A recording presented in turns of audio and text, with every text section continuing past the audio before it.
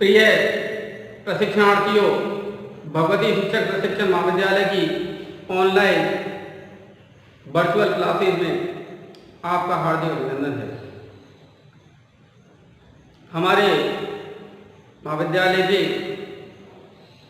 सहयोग से निरंतर व नियमित रूप से विभिन्न विषयों की क्रमबद्ध वीडियो श्रृंखलाएं बनाई जा रही हैं। आपसे आशा ही नहीं, पूर्ण विश्वास है कि आप इन वीडियोज़ को देख रहे होंगे और इनका पूरा लाभ उठा रहे होंगे। आज के वीडियोज़ में मैं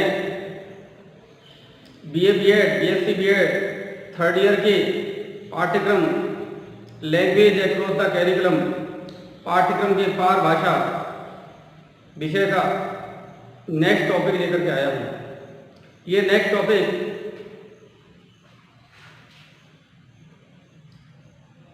इस पेपर के सेकेंड यूनिट से जुड़ा हुआ है। सेकेंड यूनिट की हमने 3 वीडियो बना चुके हैं। ये चौथा वीडियो है।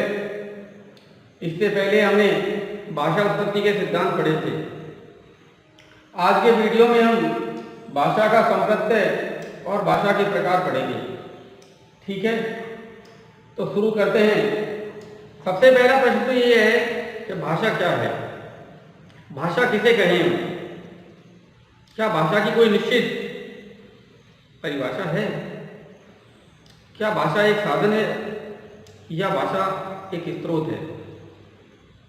भाषा के कितने रूप हो सकते हैं, भाषा के कितने प्रकार हो सकते हैं, इस सब के संदर्भ में अगर हम चर्चा करना चाहें तो सबसे पहली बात निकल कर यही आती है कि जो है भाषा एक विचार विनिमय का साधन है। अर्थात हम अपने विचारों को जिस भी रूप में व्यक्त करते हैं वह भाषा कहलाती है। तो शुरू करते हैं। आज का पेपर है पाठ्यक्रम की पार भाषा, प्रकरण है भाषा संप्रत्यय एवं प्रकार और क्लास है BSc BA BEd third year. सबसे पहली जो परिभाषा आती है वो पतंजलि ने दी है।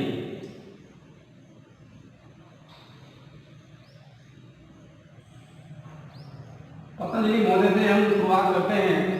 भाषा वह व्यापार है। व्यापार कभी भी एक पक्षीय नहीं होता। व्यापार हमेशा दो पक्षीय होता है। कितना पक्षीय? दो पक्षीय होता है। इसमें दो पक्ष होते हैं, एक क्रेता पक्ष और दूसरा विक्रेता पक्ष। तो हम ये कह सकते हैं कि भाषा जो है दो पक्षीय द्विपक्षीय व्यापार है। इस द्विपक्षीय व्यापार में हम लोग ये समझने का प्रयास करें कि भाषा जो है व्यापार है जिसके द्वारा हम वर्णात्मक अथवा व्यक्त शब्दों के द्वारा, अब ये वर्णात्मक का मतलब यहाँ पर लिखित अभिव्यक्ति है और व्यक्त शब्दों का मतलब है मौखिक अभिव्यक्ति। तो जिसके द्वारा हम लिखित अभिव्यक्ति अथवा मौखिक अभिव्यक्ति के द्वारा अपने विचार प्रकट करते हैं, भाषा कहलाती है। ये पतंजलि ने कहा है। दूसरी सामान्य भाषा में हम कह सकते हैं व्यक्ति जिस साधन के द्वारा, व्यक्ति जिस स्रोत के द्वारा, व्यक्ति जिस प्रकार से, जिस माध्यम के द्वारा अपने विचारों का विनिमय करता है, भाषा कहलाती है। भाषा मन में उठे हुए उद्वेगों को दूसरे के सामने अभिव्यक्त करना और दूसरे के मन में उठे हुए उद्वेगों को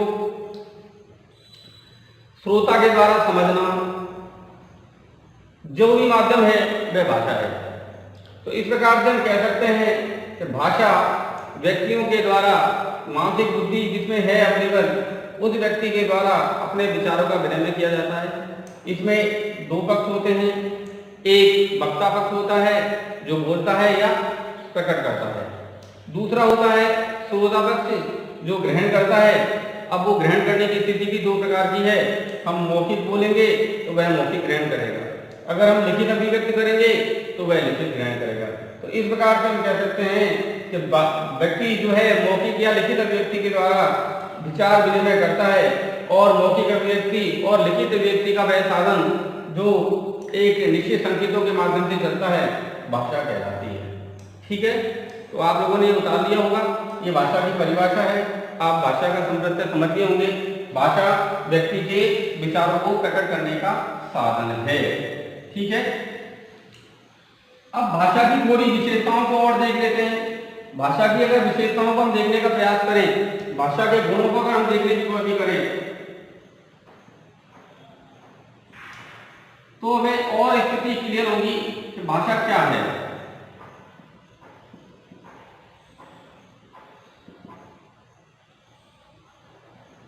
ठीक है, तो सबसे पहले बात की जाती है विचार अभिव्यक्ति का सर्वश्रेष्ठ साधन।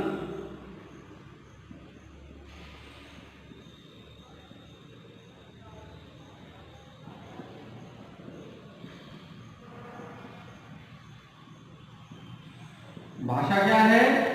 भाषा विचार अभिव्यक्ति का सर्वश्रेष्ठ साधन है। अगर भाषा ही नहीं होगी, आप सोच के चलिए एक गूंगे व्यक्ति के पास कोई प्रकार की भाषा नहीं होती है तो वह अपनी विचार अभिव्यक्ति नहीं दे पाता है, और जब वह अपनी विचार अभिव्यक्ति नहीं दे पाता है तो निश्चित रूप से मान के चलिए कि वह अपने जीवन में अपूर्णता महसूस करता है। तो इसका प्रकार का मतलब ये हुआ कि व्यक्ति के मन में उठे हुए विचारों को अभिव्यक्ति करने का यह सबसे अच्छा साधन है। अगर मानव अपनी अभिव्यक्ति नहीं दे पाएगा तो वह मन ही मन घुटेगा और निश्चित रूप से मान के चलिए कि वह मानव होने के सुख से वंचित हो जाएगा। तो इस प्रकार से कहा गया है विचार अभिव्यक्ति का, यानी मन में उठे हुए जो विचार है उनको प्रेजेंट करने का, उनको दूसरे को व्यक्त करने का सबसे अच्छा साधन कौन है? भाषा है। दूसरी बात, बिना भाषा के मानव पशु समान। देखिए, पशुओं में और मानव में जो विशेष अंतर है वो यही है, भाषा है। पशुओं की कोई विशेष भाषा नहीं होती है। पशुओं की भाषा को संदर्भ में उन्हें पकड़ भी नहीं पाएंगे, जबकि मानव जो है उसकी अपनी एक निश्चित भाषा होती है। तो इस प्रकार से हम कह सकते हैं कि अगर मानव के पास भाषा नहीं हो तो वह पशु की तरह जीवन व्यतीत करेगा। वह अपने विचारों को किसी को भी नहीं दे पाएगा, नए विचारों की उत्पत्ति नहीं कर पाएगा, समाज में नए नियम नहीं बन पाएंगे, समाज में नई क्रिया वृत्ति नहीं हो पाएगी। तो इस प्रकार से हम ये कह सकते हैं कि यदि भाषा नहीं हो तो मनुष्य जो है एक पशु तुल्य जीवन व्यतीत करेगा। तो इससे हम कह सकते हैं दूसरी विशेषता के आधार पर, यदि भाषा ना हो तो वह मानव जो है पशु के तुल्य अपना जीवन व्यतीत करेगा। तीसरी जो बात आती है वो ये आती है विचार विनिमय का सर्वश्रेष्ठ साधन। देखो, अभिव्यक्ति में और विनय में डिफरेंट है। अभिव्यक्ति एक पक्ष है, विनिमय दो पक्षीय है। अभिव्यक्ति में केवल ये होता है कि एक पक्ष अपने विचारों को दूसरे के सामने प्रकट करता है। विनिमय क्या होता है? विनिमय में ये अपने विचार दूसरे को देता है और दूसरे के विचार स्वयं ग्रहण करता है। तो इसका मतलब हो गया कि अपने विचारों को दूसरे को देने का, दूसरे के सामने प्रकट करना और दूसरे के विचारों को अंतर्ग्रहण करने का जो सर्वश्रेष्ठ साधन है वो भाषा है। दूसरे के मन में किस प्रकार के विचार हैं उनको अगर आपको ग्रहण करना है तो वह विचार विनिमय के माध्यम से ही संभव है। आप अपने विचार दीजिए, वह अपने विचार देगा, इस प्रकार विचार विनिमय होगा। तो इसका मतलब ये हो गया कि खुद के विचारों को लेना और दूसरे के विचारों को अंतर्ग्रहण करना, यही विचार विनिमय है। और इसी विचार विनिमय का सर्वश्रेष्ठ साधन जो है वो भाषा है। बिना विचार विनिमय के हम एक दूसरे को अपने विचारों की अभिव्यक्ति नहीं करा सकते। इस प्रकार से ये कह सकते हैं कि व्यक्ति दूसरे के विचारों को अंतर्ग्रहण करता है, अपने विचारों को प्रकट करता है और जिस माध्यम से ये करता है वह माध्यम भाषा है। ठीक है। चौथी विशेषता की अगर हम बात करें तो आप भी इस बात को जानते हो, समाज की संरचना बहुत समय पहले से हो गई और उसके पास में उसी समय से कुछ न कुछ ज्ञान के रूप में इकट्ठा होता आ रहा है। और आज समय कई वर्षों के गुजरने के बाद, कई दशकों के गुजरने के बाद, कई शताब्दियों के गुजरने के बाद व्यक्ति के पास बहुत सारा ज्ञान इकट्ठा हो गया है। और उस ज्ञान को नवीन पीढ़ी तक पहुंचाने के लिए उसे उस ज्ञान को संचित करने की आवश्यकता है। और ज्ञान को संचित करने का सबसे अच्छा साधन क्या है? भाषा। अब वो लिखित रूप में करता आ रहा है या मौखिक रूप में करता आ रहा है, वो एक अलग बात है। हम इस बात को देख रहे हैं कि हमारे बहुत सारे रीति रिवाज परंपराएं मौखिक रूप में है हमारे सामने, और हम ये बात भी देखते हैं कि बहुत सारे जो ज्ञान है हमारा, वो जैसे हमारे शास्त्र है वो लिखित रूप में है। तो इस प्रकार से हम कह सकते हैं कि जो समाज के द्वारा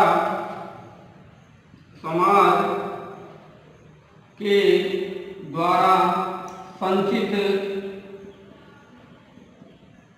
ज्ञान को सुरक्षित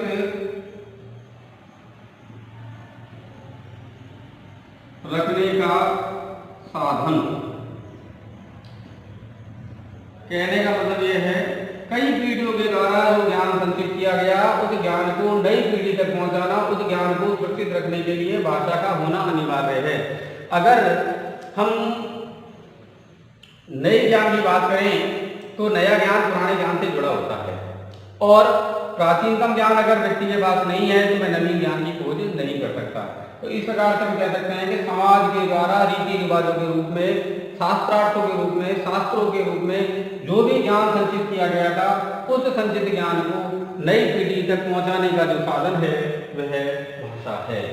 ठीक है, अब हम पांचवी बात करते हैं, तो ये बड़ी अच्छी सी बात आती है, वो आती है भाषा अर्जित संपत्ति है।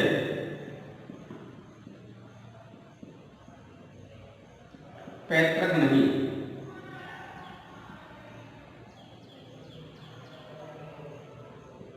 ठीक है, देखिए ऐसा होता है कि माँ बाप अपने बच्चे को जो भी अर्जित करते हैं वो दे करके जाते हैं। ऐसा भारतीय समाज में लेने जाए या अन्य कई समाजों में चले जाओ, वहां चले जाए, यानी माता पिता की जो संपत्ति है उस पर पुत्र का अधिकार माना जाता है या पुत्री का अधिकार माना जाता है। पैतृक संपत्ति कहलाती है, जमीन जायदाद मकान। ठीक है ना। लेकिन भाषा एकमात्र ऐसी संपत्ति है जो माँ बाप ने अर्जित तो कर ली, लेकिन वो जरूरी नहीं है पुत्र को आ जाए। तो इसका मतलब क्या हो गया, पुत्र को वह संपत्ति अर्जित ही करनी पड़ेगी, सीखनी ही पड़ेगी। तो इसका मतलब हो गया भाषा एक अर्जित संपत्ति है, पैतृक नहीं है। इसका मतलब यह नहीं है कि अगर एक माँ बाप पढ़े लिखे हैं तो उसकी संतान भी पढ़े लिखी हो, या माँ बाप ने जो ज्ञान हासिल किया वो जरूरी नहीं है कि जो है संतान कर पाए। तो इसका मतलब हो गया कि व्यक्ति को भाषा को स्वयं को अर्जित करना पड़ता है, स्वयं को माँ बाप के द्वारा सीखा जाता है, समाज से सीखता है, लेकिन वह जो है उसे अर्जित करनी पड़ती है। अगर वह अर्जित नहीं करेगा तो निश्चित रूप से मान के चलिए कि वह भाषा को नहीं सीख पाएगा। जैसे हम भाषा के लिखित अभिव्यक्ति की बात करें, बहुत सारे माँ बाप पढ़े लिखे होते हैं और उनकी संतान नहीं पढ़ पाती है, लिखित अभिव्यक्ति नहीं दे पाती।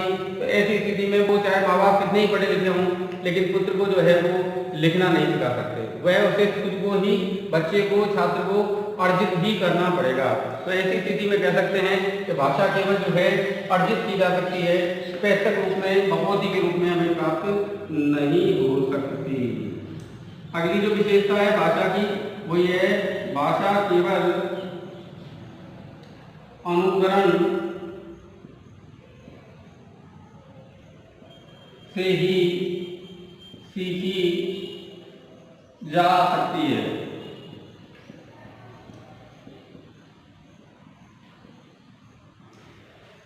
भाषा को अर्जित करने के तरीके के बारे में बात की गई है कि एक बालक 6 महीने तक नहीं बोलता है, लेकिन वह अंत्य ग्रहण करता रहता है। उसकी माँ के द्वारा, उसके परिवार के द्वारा जो शब्दों को धीरे धीरे उसके साथ में उच्चारण किया जाता है, फिर बाद में वह धीरे धीरे उन्हीं शब्दों का वापस उच्चारण, मम्मी जैसे कहते मम्मा मम्मा, बच्चे माँ बच्चे को माँ माँ माँ मम्मा या ऐसा शब्दों को बार बार कहती है कि बेटा बोलो माँ, तो बच्चा धीरे धीरे उसी शब्द का उच्चारण करना सीख जाता है और फिर वो मम्मा या पापा या बाबा या चाचा ऐसे बोलना सीख जाता है।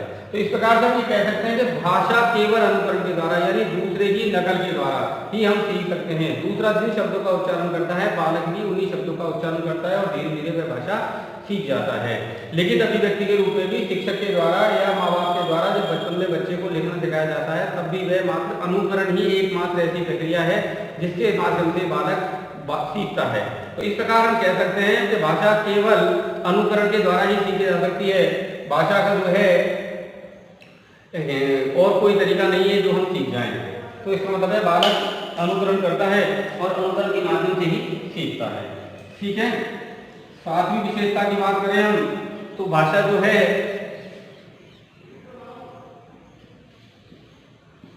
भाषा का कोई अंतिम स्वरूप नहीं है।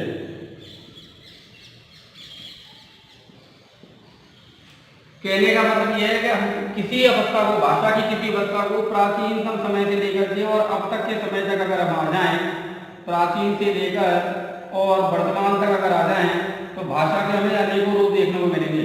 लेकिन ये भी नहीं कहा जा सकता कि जो वर्तमान में भाषा का रूप है वो अंतिम स्वरूप है। क्या भाषा में और कुछ सुधार होगा या नहीं होगा? भाषा नवीनता के साथ में हमारे सामने दोबारा आएगी या नहीं आएगी? इसमें कुछ नए कॉन्सेप्ट जुड़ेंगे कि नहीं जुड़ेंगे? क्या ये नए आयाम से जुड़ेगी नहीं जुड़ेगी? तो निश्चित से मान के चलिए कि हाँ जुड़ेगी। तो ये कहा जा सकता है कि भाषा का कोई अंतिम स्वरूप नहीं है, यह विकासशील है।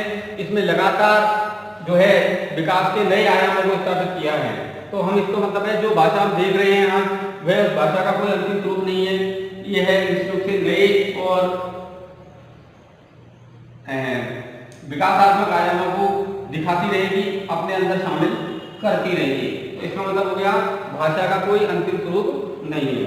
अब भाषा की अंतिम विशेषता की बात कर ले, भाषा चिर परिवर्तनशील है।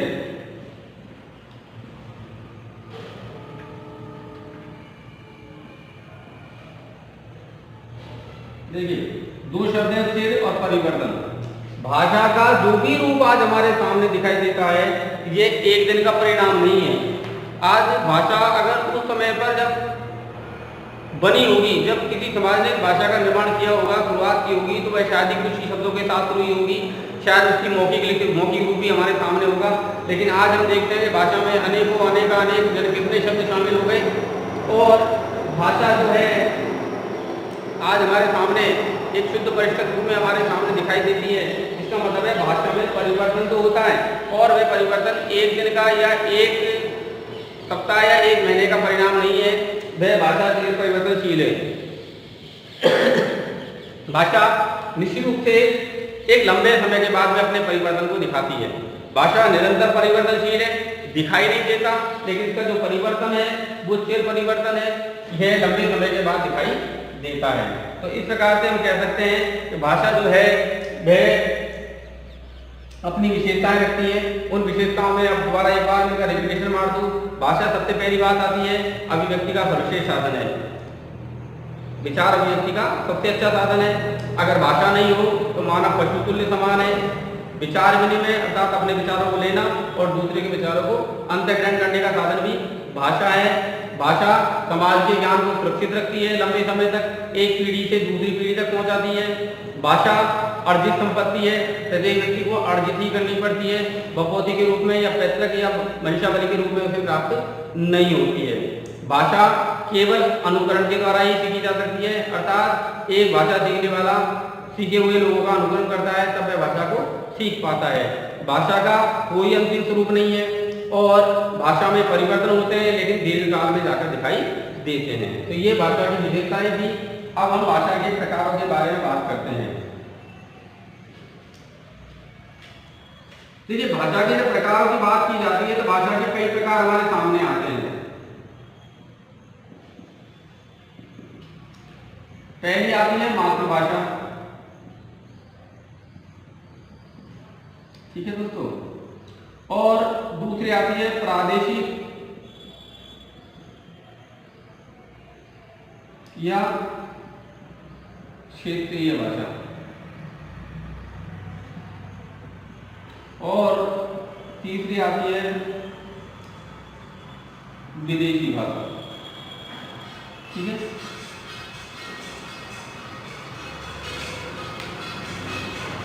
एक कॉन्सेप्ट और दिया हुआ है कि हिंदी को राजभाषा का दर्जा दिया हुआ है, लेकिन वो राजभाषा किसी राज्य की भाषा हो सकती है और वह जरूरी नहीं है सभी व्यक्तियों के द्वारा सीखी जाए। बहुत सारे लोग अपनी राजभाषा का इतना ध्यान नहीं रखते हैं। जैसे हम साउथ में चले जाएं तो वहाँ पर 3 भाषा के रूप में वो पहली भाषा में अपनी खुद की मातृभाषा को पढ़ते हैं, दूसरी भाषा के रूप में वो लोग विदेशी भाषा को या अंग्रेजी भाषा को पढ़ लेते हैं, और तीसरी भाषा के रूप में वो या तो हिंदी को पढ़े या किसी अन्य भाषा को पढ़े। ऐसा कोई जरूरी नहीं है, ठीक है। तो ये हमारे सामने आती है कि राजभाषा का मतलब ये नहीं है कि जो है राजभाषा को जो है व्यक्ति के द्वारा सीखने का माध्यम माना गया हो। भाषा के प्रकार है ये वो भाषाएं जो किसी व्यक्ति के द्वारा अर्जित की जाती हैं।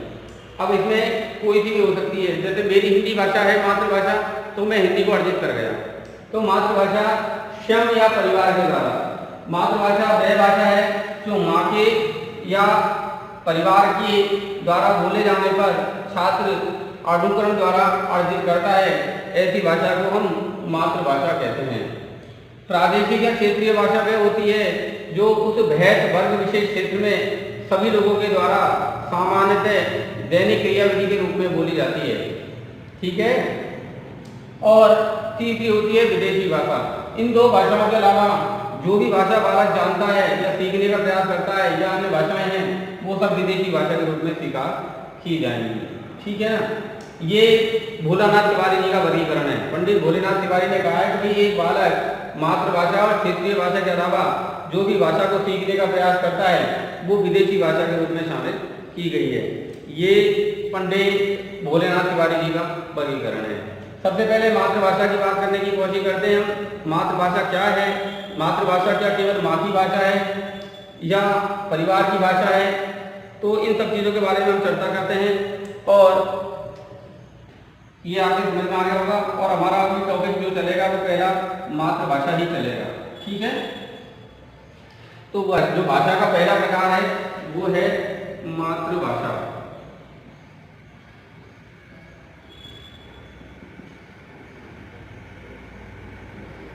ठीक है।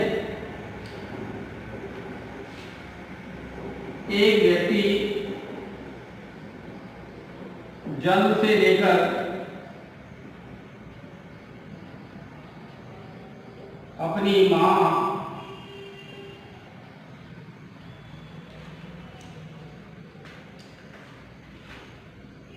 या परिवार के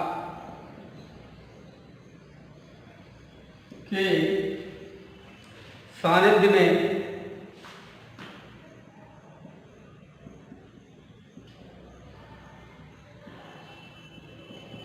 जिस भाषा को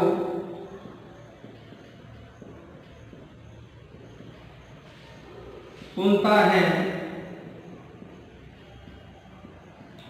वह उसकी मातृ भाषा है। वह सर्वप्रथम मातृभाषा को ही अर्जित करता है।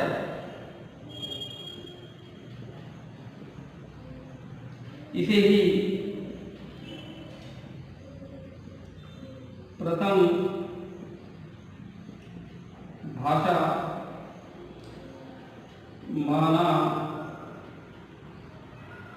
गया है, ठीक है।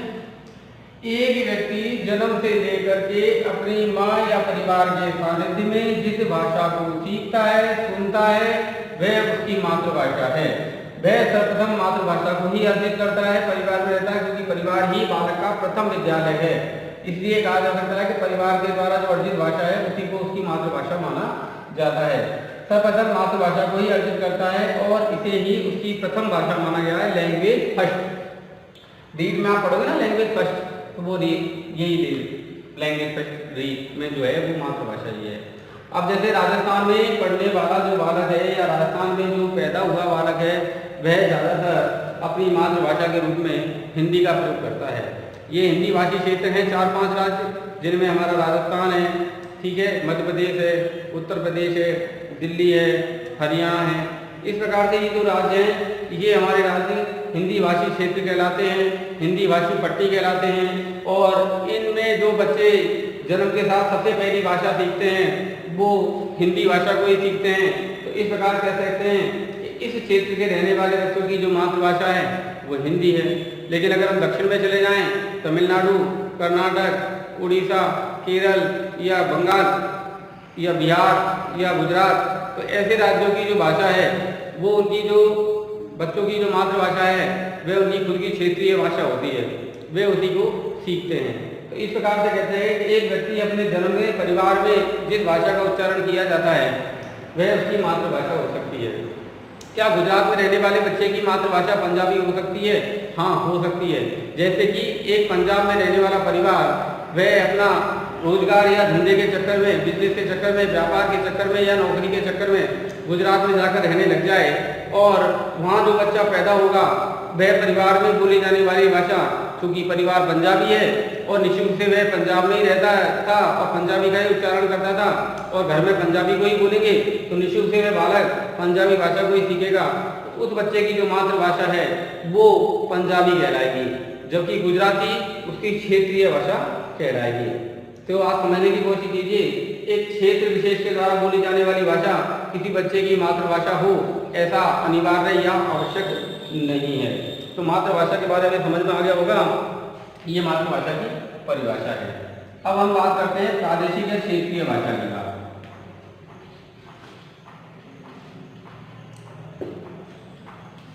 दूसरी है प्रादेशिक अथवा क्षेत्रीय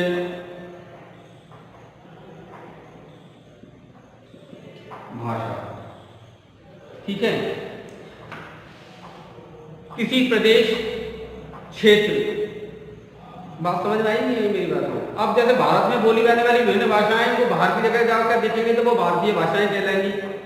बात समझ में आ गई नहीं आ गई? भारत प्रदेश की भाषाएं होगी, क्योंकि आप लोगों ने पढ़ा होगा कि जो है राज्य की जब हम परिभाषा को पढ़ते हैं तो राज्य की परिभाषा हमारे सामने निकल करके आती है कि भाई राज्य वह होता है जिसकी अपने एक निश्चित भूभाग हो, जिसकी अपनी एक निश्चित जनसंख्या हो, जिसका एक निश्चित सरकार हो और जिसकी एक निश्चित क्या हो, सीमा हो, सार्वभौमिकता हो या यूं कहें जिसकी संप्रभुता हो। तो इस प्रकार से कह सकते हैं कि भारतीय जो क्षेत्र की भाषा है वो भारतीय क्षेत्र की भाषाएं कहलाएंगी। विदेशी भाषाओं में जो है, विदेश में जब हम जाएंगे तो भारतीय भाषाओं को विदेशी भाषा के रूप में माना जाएगा, पूछा जाएगा कि उनकी पहचान बनी भारतीय क्षेत्र की या भारत प्रदेश की भाषाएं। तो इसी प्रकार कहते हैं भारत में भी अनेक क्षेत्रों में बटा हुआ है, तो भारत के छोटे छोटे क्षेत्रों की भी अलग अलग अपनी भाषाएं हैं। गुजरात की अलग है, बिहार की अलग है, राजस्थान की अलग है, या तमिलनाडु की अलग है, केरल की अलग है। तो ये सब जो क्षेत्र विशेष में बोली जाने वाली भाषाएं हैं ये सब जो है प्रादेशिक या क्षेत्रीय भाषाएं कहलाए जाते हैं। तो इसकी परिभाषा हम लिखेंगे, तो परिभाषा लिख लीजिए, किसी प्रदेश या क्षेत्र या बृहद विशेष लोगों द्वारा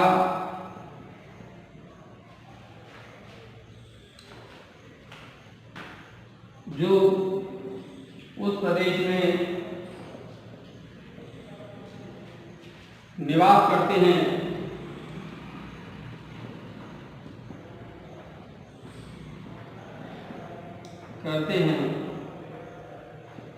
बोले जाने वाली भाषा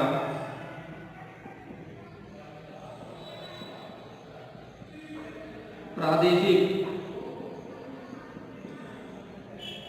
या क्षेत्रीय भाषा कहलाती है। देखिए, किसी प्रदेश में, क्षेत्र में बृहद विशेष का मतलब है बड़ा एरिया, लोगों के द्वारा जो उस प्रदेश में रहते हैं, निवास करते हैं, बोले जाने वाली भाषा प्रादेशिक या क्षेत्रीय भाषा कहलाती है।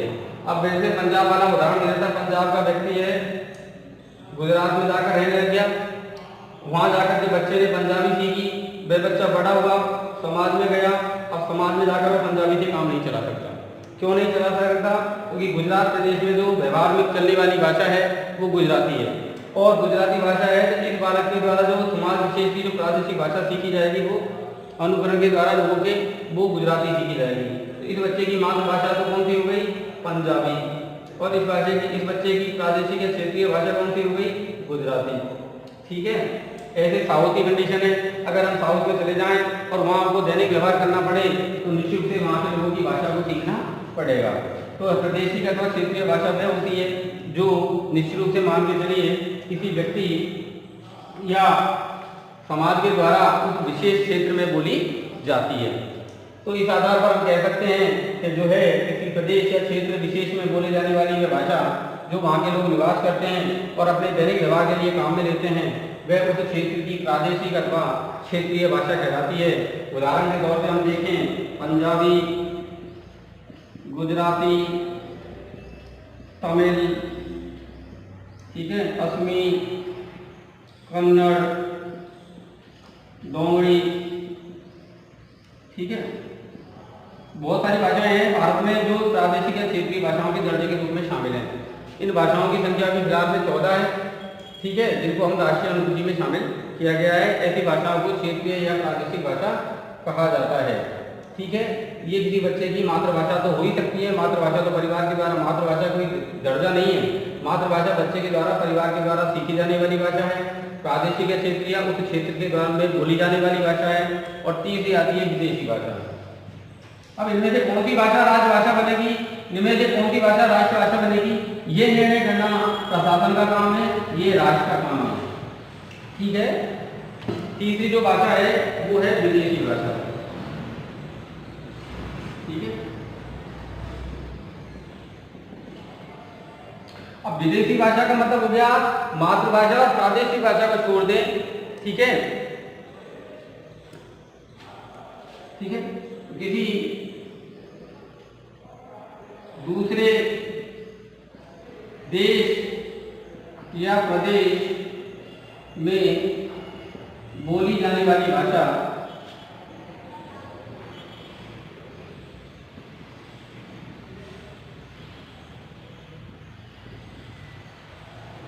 विदेशी भाषा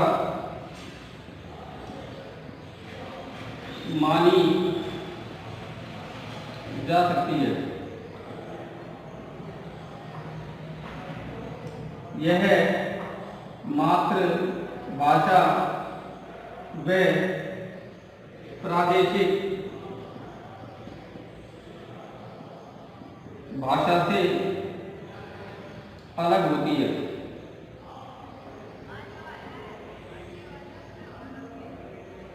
ये किसने कहा है? पंडित भोलानाथ तिवारी।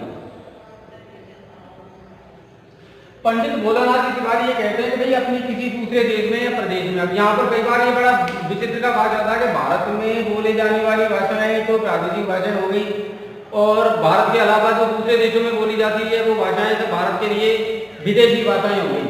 लेकिन ऐसा नहीं है। पंडित भोलेनाथ तिवारी जी का ये मानना है कि गुजरात में अगर कोई बालक रहता है और वह गुजराती और हिंदी सीख रहा है, मान के चलिए वह दो भाषाओं को पढ़ रहा है, इन गुजराती भाषा को और हिंदी भाषा को वह प्रथम और द्वितीय भाषा के रूप में सीख रहा है, लेकिन अगर वह तीसरी कोई विदेशी भाषा जो उसके क्षेत्र में नहीं बोली जाती है या उसके क्षेत्र में नहीं पढ़ी जाती है और उसको सीखने का प्रयास कर रहा है, वह उसके लिए विदेशी भाषा होगी। चाहे वह अंग्रेजी हो, चाहे वह तमिल हो, चाहे वह कोई और सी भाषा हो। तो इस आधार पर हम कह सकते हैं कि जो विदेशी भाषा में हम जो है किसी भी क्षेत्र की अन्य क्षेत्र में जो कि भारत में नहीं बोली जा सकती, जैसे एक हिंदी भाषी के लिए, हिंदी बोलने वाले के लिए, हिंदी भाषी का मतलब है हिंदी बोलने वाले के लिए, चाहे वो मराठी, फारसी हो, अंग्रेजी हो, तमिल हो या मराठी हो, ये विदेशी भाषा के अवसर में आएगी क्योंकि वह अपने विदेशी भाषा मानी जाएगी। इसके अनुसार पंडित भोलानाथ तिवारी के अनुसार। बाकी तो सही पर अगर जैसे सामान्य भाषा में देखिए विदेश, विदेश का मतलब होता है दूसरा देश, यानी दूसरे देश की भाषा।